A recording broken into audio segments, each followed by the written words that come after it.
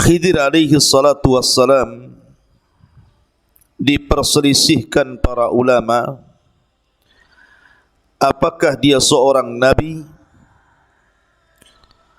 ataukah seorang wali ataukah seorang rasul.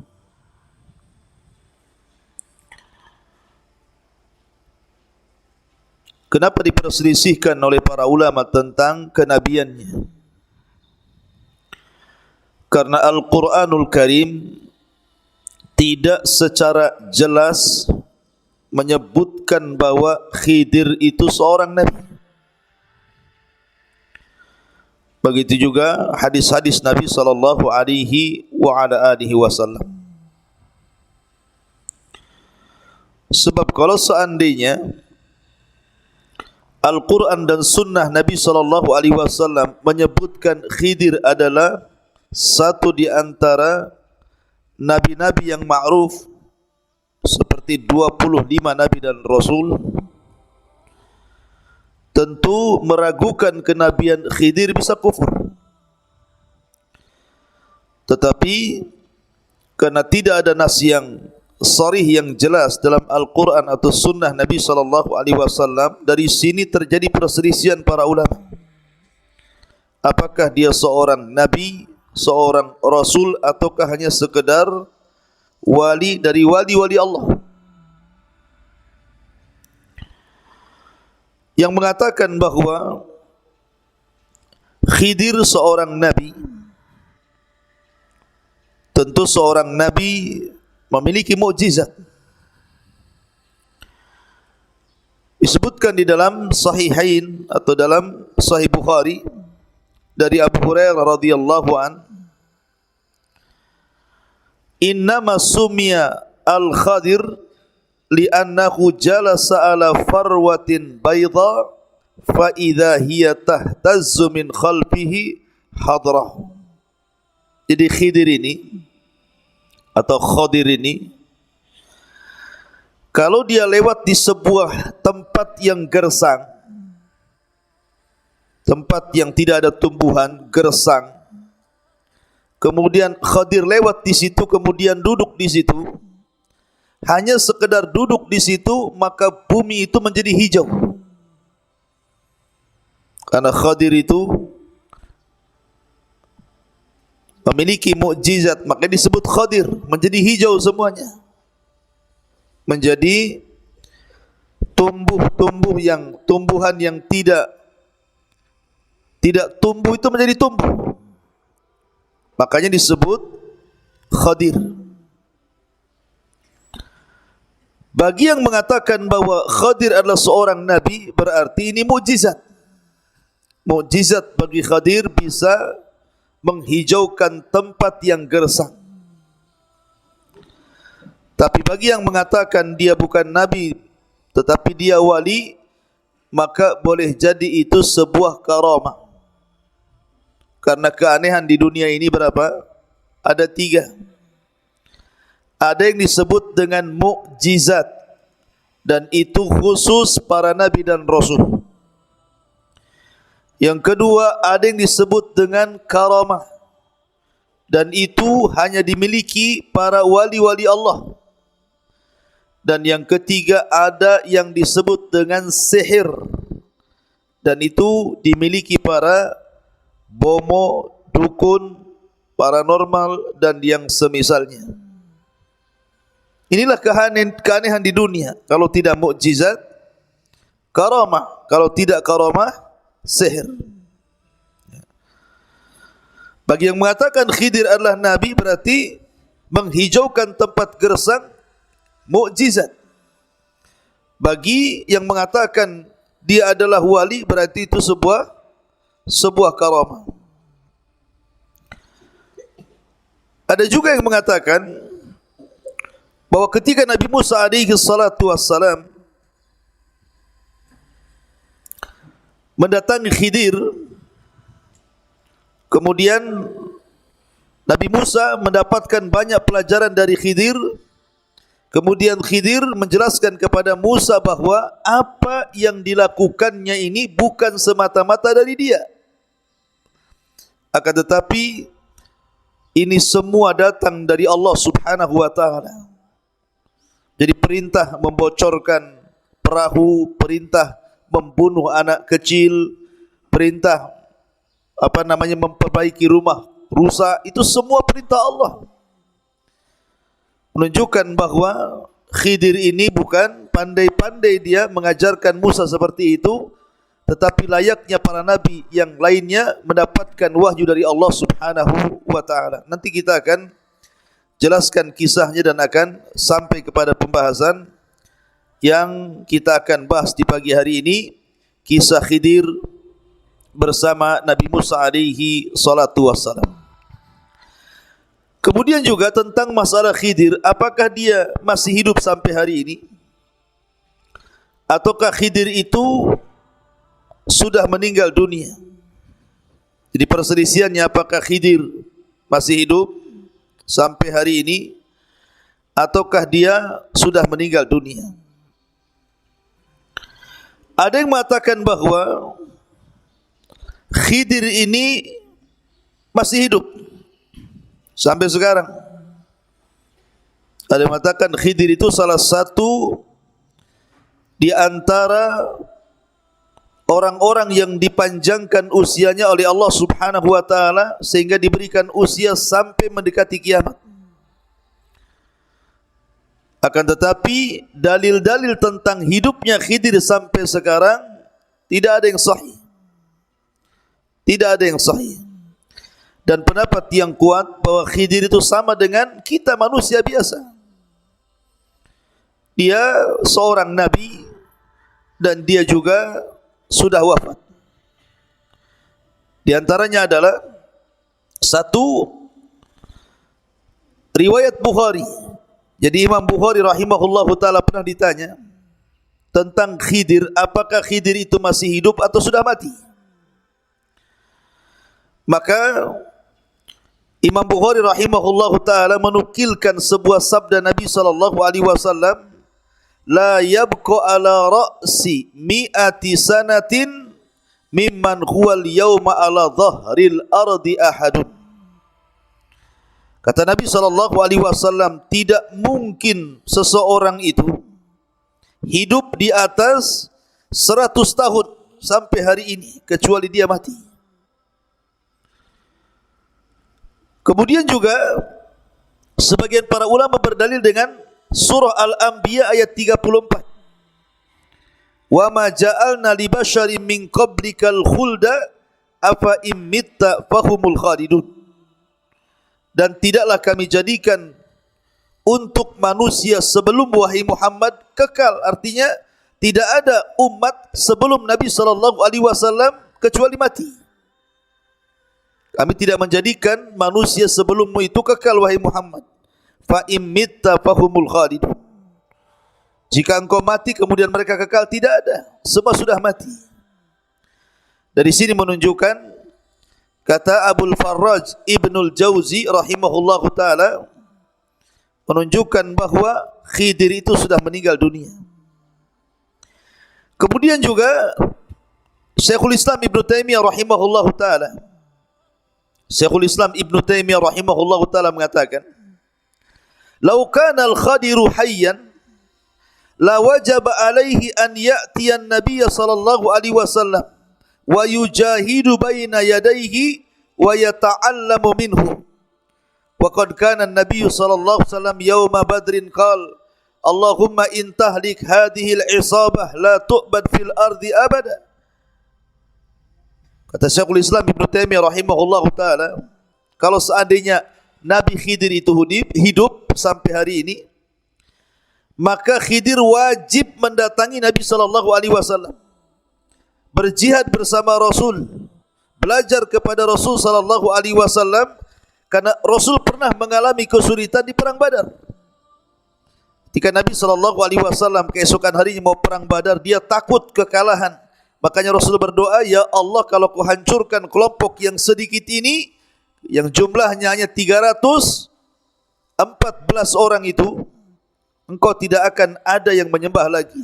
Kata Syekhul Islam Ibnu Taimiyah rahimahullahu taala, dia mengatakan, kalau seandainya Khidir hidup, kenapa tidak hadir di perang Badar? Kenapa tidak hadir? Masa membiarkan Nabi SAW kemudian harus berjihad sendirian, padahal ada Khidir gitu ya. Dari sini menunjukkan bahwa Khidir sudah meninggal dunia dan tidak ada cerita Khidir masih hidup. Dan kalaulah kita katakan Khidir masih hidup, anggaplah Khidir masih hidup, maka tidak ada keleluasaan bagi Khidir kecuali harus mengikuti Nabi SAW. Makanya Rasul mengatakan, wallahi law kana Musa hayyan ma wasi'ahu illa an yattabi'ani. Kalau seandainya Musa, Nabi yang lebih afdal daripada Khidir itu hidup, tentu tidak ada keleluasaan Musa kecuali dia harus mengikuti diriku. Hadis ini dikeluarkan Imam Ahmad dalam musnadnya. Taib, ini sekilas tentang Khidir. Kita masuk pada ayat surah Al-Kahfi. Allah Subhanahu wa taala berfirman, wa idh qala Musa li fatahu la abrahu hatta ablugha majma'al bahraini au amdiya huquba. Dan ingatlah ketika Musa berkata kepada pembantunya. Siapa pembantunya di sini maksudnya? Maksudnya Nabiullah Yusha ibn Nun. Jadi Rasul Nabi Musa alaihi salatu wassalam berdua bersama siapa? Yusha ibn Nun. Sama dengan Nabi SAW ketika berdakwah dari Mekah ke Taif, berdua bersama siapa? Zaid ibnul Harithah. Maka begitu juga Musa SAW ditemani oleh pembantunya namanya Yusha ibn Nun. Lah Yusha ibn Nun ini yang kelak akan meneruskan perjuangan Nabi Musa. Jadi ketika Nabi Musa SAW meninggal dunia di bumi linglung atau Ardut Tih itu, maka yang meneruskan perjuangan Musa itu adalah pembantunya Yusha ibn Nun yang memimpin jihad, yang kemudian mengambil Baitul Maqdis dan menempatkan Bani Israel di situ. Dan dia diberikan mukjizat mampu menahan matahari untuk tidak tenggelam saat perang. Itulah Yusha ibn Nun. Dan ingatlah ketika Musa berkata kepada pembantunya Yusha ibn Nun, aku tidak akan berhenti berjalan sebelum sampai ke pertemuan dua lautan, atau aku akan berjalan terus sampai bertahun-tahun. Disebutkan dalam riwayat ikhwan dari Abdullah ibn Abbas radhiyallahu anhuma, dari Ubay ibn Ka'ab. Dan Ubay ibn Ka'ab ini satu di antara 4 sahabat yang direkomendasikan Nabi SAW untuk diambil Al-Quran darinya. Kata Rasul, khudul Quran min 4. Ambillah Al-Quran dari 4 sahabat. Salah satunya adalah Ubay ibn Ka'ab. Jadi Ubay ibn Ka'ab ini menceritakan tentang kisah Nabi Musa alaihi salatu wassalam yang ia dengar dari Nabi sallallahu alaihi wasallam. Jadi suatu ketika kata Nabi sallallahu alaihi wasallam, Musa itu pernah berkhutbah di hadapan Bani Israel. Setelah berkhutbah, tiba-tiba berdiri seorang laki-laki dan mengatakan, ya Musa, ya Nabi Allah, apakah ada orang yang lebih berilmu dibandingkan dirimu? Apakah di sana ada orang yang lebih berilmu dibandingkan dirimu? Manusiawi, Musa itu bukan malaikat ya. Dia pun kemudian muncul sifat kemanusiaannya dan mengatakan, tidak ada orang yang lebih alim dibandingkan diriku. Dan dia lupa mengucapkan insyaallah. Lupa mengucapkan insyaallah. Harusnya insyaallah tidak ada kan gitu ya, kecuali aku gitu. Tapi Musa alaihi salatu wassalam menasabkan kepada dirinya seolah-olah ada kesombongan di sini. Ma'asyiral muslimin yang dimuliakan Allah Azza wa Jalla, ataupun Musa alaihi salatu wassalam lupa untuk menasabkan ilmu kepada Allah Azza wa Jalla. Makanya dari sini kemudian Allah Subhanahu wa taala memberikan pelajaran kepada Musa alaihi salatu wassalam, seolah-olah Allah ingin katakan, "Hei Musa, jangan berkata seperti itu." Karena di sana ada orang yang memiliki ilmu yang engkau tidak punya. Maksudnya diisyaratkan kepada Nabi Allah Khidir alaihi salatu wassalam. Maka sebagai bentuk hukumannya, karena engkau sudah mengatakan seperti itu, maka engkau harus rihlah untuk talabul ilmi, cari orang namanya Khidir, dan tempatnya di antara pertemuan dua lautan. Subhanallah. Suruh nyari alamat tak jelas. Sekarang kan enak tuh pakai Google Map, ya kan? Kalau ini kan gak jelas alamatnya, pokoknya ada pertemuan dua lautan, kau di situ akan dapatkan Khidir. Enggak jelas RT-nya berapa, RW-nya berapa, kelurahan berapa, kecamatan mana, enggak jelas. Ya. Pokoknya pertemuan dua lautan, carilah pertemuan dua lautan itu, kau akan dapat Khidir di situ katanya. Subhanallah ikhwan, ini rihlah perjalanan yang enggak jelas alamatnya. Makanya Musa alaihi salatu wassalam, dia mengatakan dalam surah Al-Kahfi ini, au amdiya hukuba, atau aku akan berjalan terus bertahun-tahun sampai berjumpa dengan Khidir itu. Ini namanya azam yang kuat bagi talabul ilmi. Dan begitulah para ulama mengajarkan kepada kita adanya rihlah, adanya safar untuk talabul ilmi, sebagaimana Jabir bin Abdullah radhiyallahu an harus safar dari Madinah menuju Syam menemui Abdullah ibn Unais hanya ingin mendapatkan satu buah hadis Nabi sallallahu alaihi wasallam. Begitulah para ulama dulu ketika mencari ilmu. Maka Musa mengajarkan kepada kita untuk rihlah li talabul ilmi.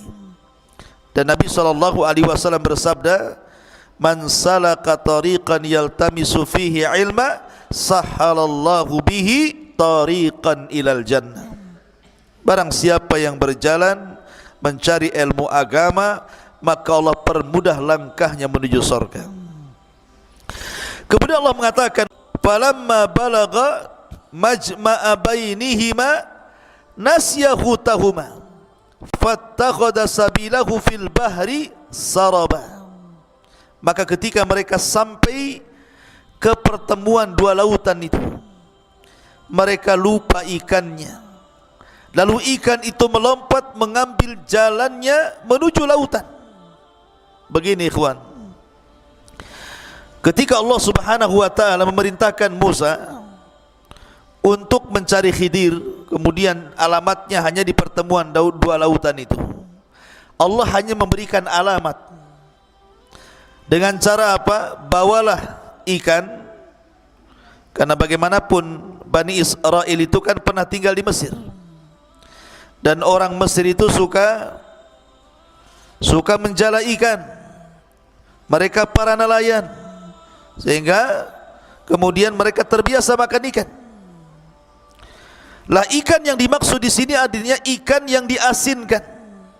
Jadi ikan yang sudah meninggal, sudah mati, diasinkan, kemudian dijadikan bekal. Allah mengatakan kepada Musa, nanti kalau engkau sudah sampai di pertemuan dua lautan, ikan itu akan hidup, kemudian loncat di situ, kemudian akan memberikan petunjuk jalan di mana Khidir ada. Itu tandanya. Maka Musa dengan Yusha ibn Nun ini berjalan entah berantah ke mana, menyisiri tepi-tepi lautan, mencari pertemuan dua lautan. Terjadi khilaf para ulama tentang masalah Majma'al Bahrain ini. Sebenarnya pertemuan dua lautan di sini maksudnya dua lautan apa di sini? Ada yang mengatakan bahwa yang dimaksud dua lautan di sini artinya adalah Bahrul Faris wa Bahrul Rum. Maksudnya lautan Persia dan lautan Romawi. Pertemuan dua lautan di sini maksudnya lautan Persia dan lautan Romawi. Ini sebagaimana yang disebutkan oleh Imam As-Suyuti rahimahullahu taala dari Qatadah, bahwa yang dimaksud Majma' al-Bahrain ini adalah Bahru Farisin wa Rum, pertemuan dua lautan, lautan Persia dan lautan Romawi, dan dua-duanya adalah disebut dengan dua pertemuan lautan. Ada juga yang mengatakan maksudnya Majma' al-Bahrain ini di mana maksudnya di Afrika, di Afrika sana. Jadi Musa itu berjalan, bayangkan, berjalan begitu jauh sampai ke Afrika, baru berjumpa pertemuan dua lautan. Dan ini sebagaimana dikatakan oleh Ubay ibn Ka'ab radhiyallahu an. Ada juga yang mengatakan dua pertemuan lautan itu artinya Tonja, Laut Tonja. Laut Tonja, disitulah terjadi pertemuan dua lautan. Tapi ada juga yang mengatakan sebenarnya tidak jauh-jauh daripada Bukit Tursina, Bukit Saina, masih daerah-daerah Mesir juga. Ya. Tapi ini sekali lagi bahwa tidak ada nas yang jelas dua lautan ini di mana, karena Al-Quran tidak menyebutkan tempatnya, hanya menyebutkan posisinya di antara pertemuan dua lautan. Adapun di mananya entah berantah. Cuman di sini para ulama hanya kemudian berusaha untuk menggali situs sejarah sehingga muncul tadi Laut Persia dan Romawi. Ada yang mengatakan Laut Afrika, ada yang mengatakan Laut Tonja. Wallahu a'lam. Ya. Ma'asyiral muslimin yang dimuliakan Allah Subhanahu wa taala. Kemudian ketika kemudian tanpa sadar sudah lama mereka berjalan, rupanya sampai di pertemuan dua lautan itu, tapi keduanya tidak sadar. Keduanya tidak sadar. Makanya Allah mengatakan falamma jawaza qala li fatahu atina ghada'ana laqad laqina min safarina hadza nasaba. Jadi sebenarnya ketika istirahat itu di sebuah batu sedang tidur antara Yusa dan juga Musa alaihi salatu wassalam. Yusa ini melihat rupanya ikan asinnya itu, ikan yang dibawanya itu hidup di keranjangnya itu, tiba-tiba loncat. Ketika dia loncat ke air, kemudian ikan ini tiba-tiba berjalan. Yusa ini mengikuti ikan itu dari belakang. Ini ikan mau kemana ini?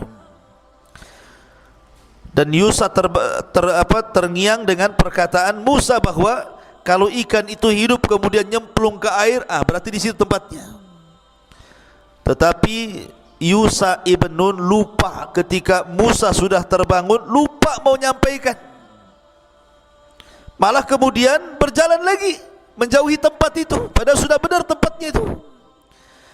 Akhirnya ketika sudah jauh dari tempat yang dituju, Allah Subhanahu wa taala berfirman, maka ketika mereka telah melewati tempat itu, Musa berkata kepada pembantunya, bawakan kemari makanan kita, sungguh kita telah merasa letih karena perjalanan kita ini. Manusiawi, Musa bukan malaikat, dia perlu makan, perlu minum, lapar karena sudah berjalan jauh. Kemudian Allah mengatakan, qala ara'aita id awayna ila as-sahra fa inni nasitul hut wa ma ansanihu illa syaitan an adhkurahu wattakhadha sabilahu fil bahri ajaba. Dia pembantunya menjawab, maksudnya Yusa ibn Nun mengatakan, tahukah engkau wahai Musa, ketika kita mencari tempat berlindung di sebuah batu tadi, kita istirahat tadi di antara dua pertemuan itu, lautan itu, maka aku lupa menceritakan tentang ikan itu, bahwa ikan itu hidup kemudian loncat. Aku lupa, betul-betul aku lupa menceritakan itu. Dan tidak ada yang membuat aku lupa untuk mengingatnya kecuali syaitan. Karena syaitan itu selalu menggoda manusia untuk menyesatkan. Jadi Yusuf tergoda oleh syaitan sehingga lupa menceritakan kepada Musa alaihi salatu wassalam. Makanya Nabi SAW bersabda, bagaimana orang yang solat diganggu syaitan kan? Di mana ketika sebelum solat dia cari-cari barang gitu kan, lupa dia, sengaja dilupakan syaitan. Kemudian ketika solat syaitan ngasih tahu, oh barang yang kau cari ada di lemari loh. Oh iya, baru ingat, Allahu Akbar, lah iya dompet saya kok di situ katanya. Ya, dibuat kemudian kita ini was-was dalam solat gitu ya. Maka kata Yusuf ibn Nun alaihi salatu wassalam, dan ikan itu mengambil jalannya menuju lautan dengan cara yang aneh sekali. Kata Musa, kenapa kau baru cerita? Ma'asyiral muslimin yang dimuliakan Allah Subhanahu wa taala. Makanya Musa mengatakan, qala dzalika ma kunna nabghi fartadda ala atharihi ma qasasa. Kata Musa, lah itu kan tempat yang kita cari selama ini, pertemuan dua lautan, dan ketika sudah sampai di situ maka Allah akan hidupkan ikan kemudian loncat. Lalu keduanya kembali ke jalan semula, mengikuti jejak-jejak jalan supaya tidak sesat kembali, balik lagi ke tempat istirahat pertama. Akhirnya ketika sudah kembali ke tempat istirahat pertama, Musa mulai mencari-cari Khidir di situ. Jalan ke barat, ke timur, ke utara, ke selatan gitu ya. Akhirnya Allah takdirkan Musa pun berjumpa dengan seseorang. Dialah Khidir alaihi salatu wassalam. Fawajada abdan min ibadina atainahu rahmatan min indina wa allamnahu min ladunna ilma. Lalu mereka berdua bertemu dengan seorang hamba, maksudnya Khidir, di antara hamba-hamba kami yang telah kami berikan rahmat kepadanya dari sisi kami, dan yang telah kami ajarkan ilmu kepadanya dari sisi kami. Lihat, Allah dahulukan rahmat dibandingkan ilmu, menunjukkan bahwa kasih sayang itu penting. Ya, sebelum seseorang itu belajar, karena ini adab. Ya, ma'asyiral muslimin yang dimuliakan Allah Azza wa Jalla, ikhwan akhwat yang dimuliakan Allah Azza wa Jalla. Jadi ketika Musa berjumpa dengan seseorang yang sedang duduk di atas batu, maka Musa alaihi salatu wassalam mengatakan assalamualaikum, mengucapkan salam. Tiba-tiba Khidir seolah-olah sudah kenal, waalaikumsalam. Man'an, siapa kamu? Nabi Musa mengatakan ana Musa. Kata Khidir, Musa Bani Israel katanya. Apakah Musa nabinya Bani Israel? Kata Musa, ya. Apa tujuanmu? Maka Musa alaihi salatu wassalam mengatakan, qala lahu Musa, hal attabi'uka ala an tu'allimani mimma ullimta rusyda. Musa berkata kepada Khidir, bolehkah aku mengikutimu agar engkau mengajarkan kepadaku ilmu yang benar yang telah diajarkan kepadamu untuk menjadi sebuah petunjuk? Lihat tawadhunya Khidir, minta diajari. Makanya kisah tentang Musa dan Khidir ini sebelumnya bicara tentang kesombongan iblis. Kalau antum baca surah Al-Kahfi, sebelum menceritakan tentang Khidir, ayat sebelumnya itu bicara tentang kesombongan iblis. Ketika iblis tidak mau sujud kepada Adam alaihi salatu wassalam, dan Allah katakan aba wastakbara wa kana minal kafirin. Dia enggan, dia sombong, dia termasuk orang kafir. Padahal sudah jelas-jelas Adam itu dilebihkan dari iblis dengan ilmu. Makanya Musa alaihi salatu wassalam dengan tawadhu'nya, rendah hatinya, dia mengatakan kepada Khidir, bolehkah aku mengikutimu agar engkau mengajarkan kepadaku ilmu yang benar yang telah diajarkan kepadamu untuk dijadikan petunjuk. Tapi Khidir mengatakan, qala innaka lan tastati' ma iya sabra. Kalau engkau ingin jadi muridku, seolah-olah mengatakan seperti itu, engkau tidak akan sanggup sabar kayaknya. Engkau enggak akan sabar. Di sini ada faedah apa? Mencari ilmu itu harus sabar. Sabar. Ya. Terkadang seseorang itu tidak bisa istirahat ketika thalabul ilmi. Makanya Yahya bin Abi Katsir mengatakan, la yunalul ilmu birahatil jismi. Ilmu itu tidak diraih dengan istirahatnya badan. Harus lelah, harus capek. Kadang kurang tidur, kadang ngantuk gitu kan.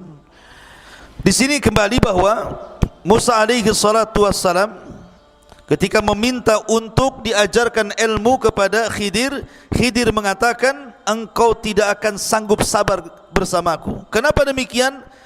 Karena nanti ilmu yang akan diajarkan Khidir itu aneh masalahnya. Ya. Kemudian Musa mengatakan, wa kaifa tasbiru ala ma lam tuhit bihi khubra. Dan bagaimana engkau akan dapat sabar atas sesuatu sedangkan engkau belum mempunyai pengetahuan yang cukup tentang hal itu. Qala satajiduni insyaallahu sabira wala a'siyalaka amra. Musa berjanji di sini kepada Khidir, insyaallah engkau akan dapati aku termasuk orang yang sabar dan aku tidak akan menentangmu dalam urusan apapun. Musa janji nih, saya akan sabar. Apapun yang kau ajarkan saya akan tidak akan tentang. Karena Musa betul-betul ingin mencari ilmu masalahnya. Ya. Maka Allah Subhanahu wa taala melanjutkan firman-Nya.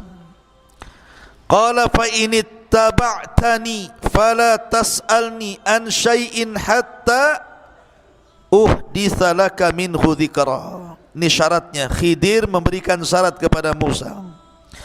Jika engkau mengikutiku wahai Musa, maka janganlah engkau menanyakan kepadaku tentang sesuatu apapun.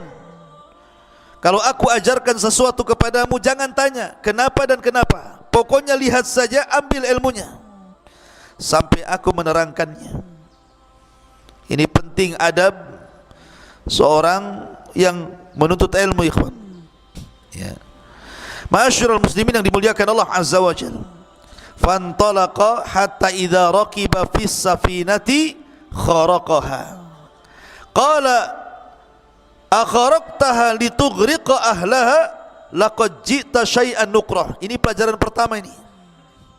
Jadi Nabi Musa alaihi salatu wassalam diajak safar oleh Khidir, kemudian naik perahu. Di dalam perahu itu ada 8 orang, berarti 10 orang dengan Musa dan Khidir. 8 orang yang di atas perahu itu semua orang-orang miskin, orang-orang fakir. Ya. Satu perahu dengan Nabi Musa alaihi salatu wassalam dan dengan Khidir alaihi salatu wassalam, karena Yusa sudah pulang. Yang jelas Musa sudah berjumpa dengan Khidir, tugas dia selesai mengantarkan, Yusa pulang. Dan ingat ikhwan, sebenarnya secara keutamaan Musa itu jauh lebih utama dibandingkan Khidir. Kenapa? Karena Musa seorang nabi, Musa seorang rasul, Musa kalimullah, dan dia adalah nabi dari nabi-nabi yang masyhur dari nabi Bani Israel. Adapun Khidir diperselisihkan kenabiannya, apalagi kerasulannya, dan dia bukan kalimullah. Ya. Tetapi walaupun demikian, mencari ilmu itu tak pandang bulu, mau kepada orang yang di atas kita, mau kepada orang yang di bawah kita, atau mau kepada orang yang setara dengan kita. Maka Musa alaihi salatu wassalam beriktikad untuk belajar kepada Khidir, mencari manfaat dunia dan akhirat. Lah pelajaran yang pertama, ketika Musa dengan Khidir itu masuk ke dalam perahu, perahu ini kan berjalan sampai ke tujuannya. Di dalamnya banyak orang-orang fuqara wal masakin, termasuk yang punya perahu juga fakir. Tiba-tiba setelah perahu itu nyandar, sudah sampai di tujuan, Musa pula ambil martil. Jadi tahu-tahu martil ini dipukulkan ke perahu itu, bolong perahu itu. Namanya perahu bolong, keluar air dalam perahu itu, naik air itu. Akhirnya orang-orang pun langsung turun, tenggelamlah perahu itu. Bayangkan secara logika, ketika keduanya naik perahu, sudah digratiskan yang punya perahu, diantarkan ke tujuannya, sampai di tujuannya dirusak pula perahunya. Ini ilmu apa ini? Ya. Lah Nabi Musa alaihi salatu wassalam ini disebutkan dalam Al-Quran, maka berjalanlah keduanya, Musa dengan Khadir, sehingga ketika keduanya menaiki perahu lalu dia melubanginya, dia pun Musa berkata, mengapa engkau melubangi perahu itu? Apakah untuk menenggelamkan penumpangnya? Sungguh engkau telah berbuat sesuatu kesalahan besar. Musa marah karena Musa ini tidak bisa diam untuk melihat kemungkaran masalahnya. Di masa mudanya saja dia ketika dia berjalan malam-malam di gang-gang di Mesir, ada anak muda kelahi, yang satu dari Bani Israel, yang satu dari kaum Kiptinya Fir'aun, kelahi. Langsung oleh Musa dilerai, jangan kelahi kalian. Kemudian ketika anak muda dari kaum Kipti mau nonjok Nabi Musa, oleh Musa ditangkis, hanya ditangkis seperti ini saja, kemudian terjungkal, mati dia. Coba bayangkan, belum dipukul baru ditangkis dah mati. Menunjukkan bahwa Musa ini kuat kan gitu, bukan tenaga dalam, bukan. Ya. Musa seorang nabi, kuat. Artinya Musa itu tidak tahan melihat kemungkaran gitu. Dan banyak kisah-kisah Musa ketika Musa pulang dapat Taurat saja, papan Taurat, melihat Bani Israel murtad menyembah patungnya Samiri, langsung dilempar tuh papannya, ngamuk dia sama Harun. Ya. Jadi Musa itu tidak tahan. Memang Allah anugerahkan kepada Musa itu tabiat kepemimpinan tuh. Makanya ketika melihat Khadir seperti itu, gimana Khadir ini? Ini perahu milik orang miskin, yang di atas perahu juga orang-orang miskin, tahu-tahu dirusak. Marah Nabi Musa. Makanya dia mengatakan, akharaqtaha litughriqa ahlaha laqad ji'ta syai'an nukra. Hai Khidir, mengapa engkau melubangi perahu? Apakah untuk menenggelamkan penumpangnya? Sungguh engkau telah berbuat sesuatu kesalahan. Khidir tadi sudah ngomong di awal kan, kalau engkau ingin belajar kepadaku engkau akan sabar. Enggak akan sabar. Baru satu pelajaran saja Musa udah enggak sabar tuh. Ya. Makanya Khidir mengatakan, qala alam aqul innaka lan tastati ma'iya sabra. Bukankah sudah kukatakan, ini baru satu ilmu nih, bahwa engkau tidak akan mampu sabar bersamaku. Maka Musa alaihi salatu wasalam sadar, dan dia meminta uzur dan mengatakan, qala la tu'akhidni bima nasid wa la tuhriqni min amri usra.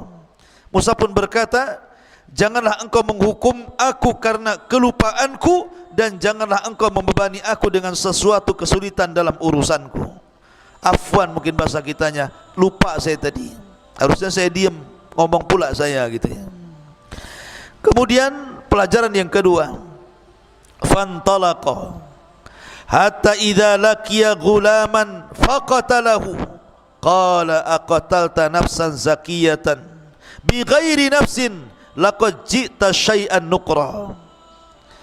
Maka berjalanlah keduanya, Musa dan Khidir, hingga ketika keduanya berjumpa dengan seorang anak muda, maka dia membunuhnya. Maksudnya begini, ini kan turun dari perahu, selesai perahunya, kemudian jalan, ada anak-anak lagi main. Ada yang mengatakan bahwa anak yang dibunuh oleh Khidir itu usianya 13 tahun. Guys, siapa 13 tahun di sini? Ada yang 13 tahun di sini? Berapa antum usianya? Berapa antum usianya? 15. Udah balik antum. Jadi usianya 13 tahun. Kan masih kecil tuh, masih SD tuh. Lagi main-main, mungkin kalau sekarang lagi main bola di lapangan itu. Cuman anak ini dikisahkan, anak ini tukang nyolong. Ya. Jadi kalau seandainya ada musafir yang membawa dagangan, kemudian istirahat di situ, kemudian tidur, terkadang kemudian anak ini menunggu pemilik barang itu tidur, diambilnya, dicolongnya barang itu, kemudian diberikan kepada orang tuanya. Jadi tukang nyolong anak ini. Dan apabila ketahuan gitu kan, maka orang tuanya membela.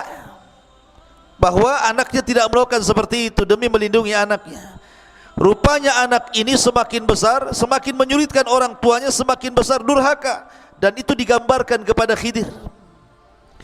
Makanya kemudian ketika melihat ada anak-anak yang sedang bermain, Khidir pun mendekati satu di antara anak yang bermain itu, langsung kemudian digeret, dibawa, disembelih, dipotong kepala dari badannya. Musa melihat ini kaget, kenapa pula dia bunuh orang, disembelih lagi, dipatahkan lagi kepala dengan badannya. Makanya kemudian digambarkan di sini, maka berjalanlah keduanya hingga ketika keduanya berjumpa dengan seorang anak, maka Khidir pun membunuhnya. Musa mengatakan, mengapa engkau bunuh jiwa yang bersih, bukan karena dia membunuh orang lain? Sungguh engkau telah melakukan sesuatu yang sangat mungkar, katanya. Lihat, ini pelajaran apa ini, bunuh-bunuh orang ini?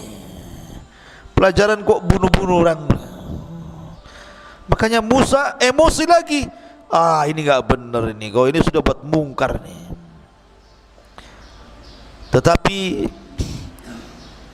Khidir mengatakan, qala alam aqul laka innaka lan tastati ma iya sabra. Bukankah sudah kukatakan, ini baru 2 pelajaran kau nggak sabar kan?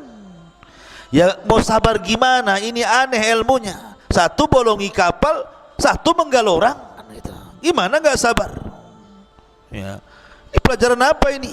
Coba kalau antum belajar sama saya, toto saya bocori kapal, kemudian saya nyembeli orang, ustaz apa ini, katanya. Cari pesantren lain aja lah, kan begitu.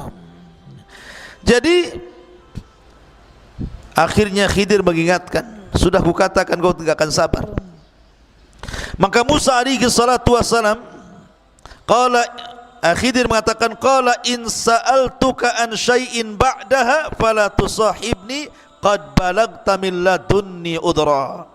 Maka Musa pun mengatakan, jika aku bertanya kepadamu tentang sesuatu setelah ini, maka janganlah engkau bolehkan aku menyertaimu sehingga cukup pertemuanku sampai di sini dan engkau bersabar menerima alasan dariku. Maksudnya begini, kata Musa, ya sudahlah, ini terakhir.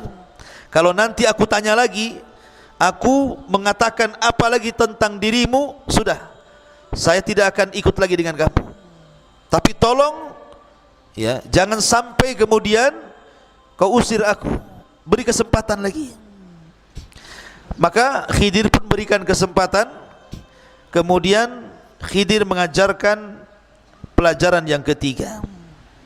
Fantalaqa hatta idza ataya ahla qaryatin istat'ama ahlaha fa abau an yudayyifuhuma fawajada fiha jidaran yuridu an yanqad fa aqama qala law syi'ta latakhadta alaihi ajra.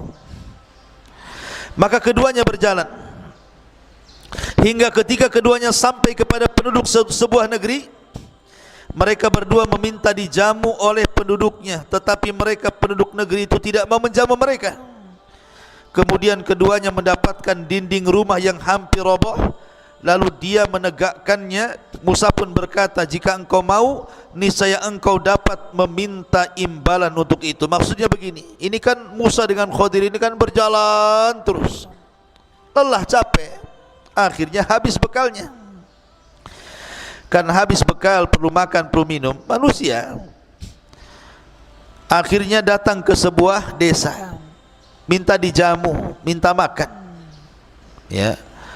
Dan dibolehkan seseorang meminta-minta dalam kondisi safar, walaupun dia kaya. Umpamanya ada orang kaya, safar, dompetnya hilang, sehingga dia harus makan. Boleh orang ini meminta-minta, hanya sebatas kebutuhannya. Jadi ketika lapar masuk ke sebuah desa, rupanya satu desa itu bakhil. Namanya desa bakhil. Satu desa itu bakhil, medit, kikir. Ada ya satu desa kikir ya. Kemudian masuk ke desa lain, kikir lagi. Mak, ini desa ini kikir semua nih, ya. Akhirnya Musa dan Khidir pun keluar dari desa itu, mencari desa-desa yang lainnya lagi yang bisa atau tidak ada kebakhilan sehingga bisa menjamu keduanya. Rupanya di perbatasan desa ada rumah mau roboh. Rumah itu mau roboh sudah. Maka Musa diberhentikan oleh Khidir. Bentar. Malam ini kita harus memperbaiki rumah ini. Kata Musa, kenapa? Ini rumah mau roboh masalahnya. Akhirnya diperbaiki rumah itu sampai selesai, sampai cantik. Kata Musa, ya Khidir, kita ini lagi lapar. Harusnya kalau engkau ingin memperbaiki, ingin jadi tukang bangunan, cari orang yang jelas pemiliknya supaya dapat upahnya bisa untuk makan. Ini rumah kosong, enggak tahu siapa penghuninya, main benerin saja kan gitu ya.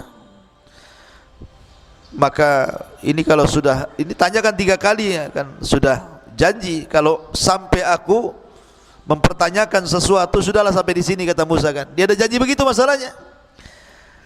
Maka Khidir berkata, qala hadza firaq baini wa bainik, saunabbiuka bi ta'wili ma lam tasdi alaihi sabra. Inilah perpisahan antara engkau dengan aku. Aku akan memberikan penjelasan kepadamu atas perbuatan yang kau tidak sabar melihatnya. Sebelum saya berpisah, saya akan jelaskan ya. Kenapa saya bolongi kapal, kenapa saya bunuh anak, kenapa kita memperbaiki bangunan yang mau roboh ini. Maka Khidir pun menjelaskan, pertama, kenapa membolongi kapal. Amma safinatu fakanat limiskin ya'maluna fil bahri fa'aradtu an a'ibaha wa kana wara'ahu malikun ya'khudhu kulla safinatin ghasba. Adapun perahu itu adalah milik orang miskin yang bekerja di laut. Aku bermaksud merusaknya karena di hadapan mereka ada raja yang sangat zalim yang akan merampas setiap perahu yang bagus. Jadi kenapa Khidir membolongi perahu, ikhwan?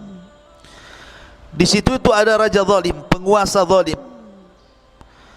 Kalau melihat ada perahu bagus, pasti akan diambilnya, dikuasainya dan dimilikinya. Ya.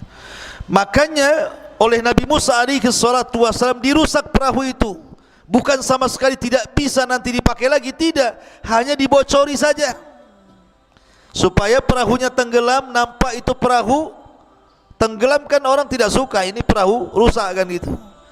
Tapi seandainya perahu itu mau diperbaiki bisa, karena tinggal ditambal saja yang bolong tadi, supaya menghindari kezaliman raja. Karena kasihan, ini yang punya perahu orang miskin masalahnya. Ini takwil yang pertama. Wa ammal ghulam fakana abawahu mu'minain fakhashina an yurhiqahuma tughyanan wa kufra fa aradna an yubdilahuma rabbuhuma khairan minhu zakatan wa aqraba rahman. Adapun anak kecil yang dibunuh itu, dia memiliki 2 orang tua yang mukmin, dan kami khawatir kalau dia akan memaksa kedua orang tuanya kepada kesesatan dan kafiran. Kemudian kami menghendaki sekiranya Tuhan mereka mengganti dengan seorang anak lain yang lebih baik kesuciannya daripada anak itu, dan lebih sayang kepada orang tuanya, ibu bapaknya, dibandingkan anak itu. Kenapa Khidir mengatakan seperti itu? Karena sekali lagi Khidir ini diberikan wahyu di seorang nabi. Anak ini kalau besar, karena dari kecil sudah nyolong masalahnya, nanti kalau sudah besar takut jadi mafia pula, maka dibunuh. Tapi sekali lagi ini karena pemberitahuan dari Allah Subhanahu wa ta'ala. Jangan pula kemudian main bunuh saja kan itu. Tengok anak kecil ambil pisau tusuk. Kenapa tusuk? Ini kalau gede jadi kurang ajar sama orang tuanya. Dah tahu dari mana tuh? Main tusuk saja kan begitu. Ini Khidir diberikan wahyu.